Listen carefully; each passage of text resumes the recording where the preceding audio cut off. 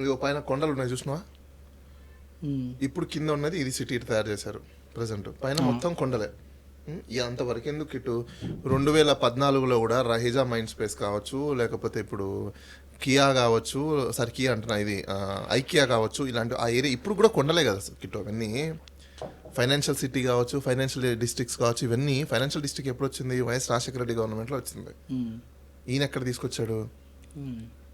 అబద్ధాలు ఎంతమంది ఈ మీడియా పెట్టుకుని అబద్ధాలు ఇప్పుడు సోకాళ్ళు వీళ్ళు మాట్లాడుతున్నారు కదా, ఈ మీడియా వాళ్ళు మమ్మల్ని పిలిచమని చెప్పండి, బట్టలు ఇప్పుడు తీసుకొచ్చి పెడతాం మేము. మమ్మల్ని పిలవరు, ఎందుకంటే ఇలా బట్టలు ఊడిపోతాయి. పిలిచినా వెళ్ళరని వాళ్ళు అంటారు. ఎవరు చెప్పారు? ఎందుకు అందరు ఫోన్లోనే కనెక్ట్ ఉంటారు కదా, ఎందుకు పిలవరు? చూద్దాం. నేను ఫోన్ చేస్తే కూడా లిఫ్ట్ చేయరు వాళ్ళు. మీరు ఫోన్ చేసినా వాళ్ళు లిఫ్ట్ చేయరా? లిఫ్ట్ చేయరు, వాళ్ళకి నచ్చినప్పుడు లిఫ్ట్ చేస్తారు. మమ్మల్ని పిలిస్తే బట్టలు ఊడిపోతాయి వాళ్ళవి, అందుకని పిలవరు. అంతకుమించి ఏం లేదు అక్కడ. ఇప్పుడు నువ్వే చూసినావు కదా, ఇప్పుడు నీకు చూపించాను కదా, మొత్తం కొండలే. మరి ఎక్కడి నుంచి చంద్రబాబు నాయుడు డెవలప్ చేస్తాడు నాకు అర్థం కాలేదు హైదరాబాద్ సిటీని, ఐటీని. మరి చంద్రబాబు నాయుడు గారు ముద్ర ఎందుకు పడింది అంటారు? మీడియా పబ్లిసిటీ అబ్బా. సరే, ఒక చిన్న సామెత ఉంది.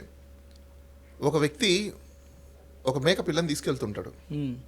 ఊర్లో జనాలందరూ ఏం చేస్తారంటే, అరే ఏంద్రా కుక్క పిల్లని తీసుకెళ్తున్నావు అంటాడు. ప్రతి ఒక్కడు కుక్కపిల్ల అంటాడు. ఫైనల్ వీడియో అనుకుంటాడు, ఓ ఇది కుక్కపిల్లని వదిలేస్తాడు.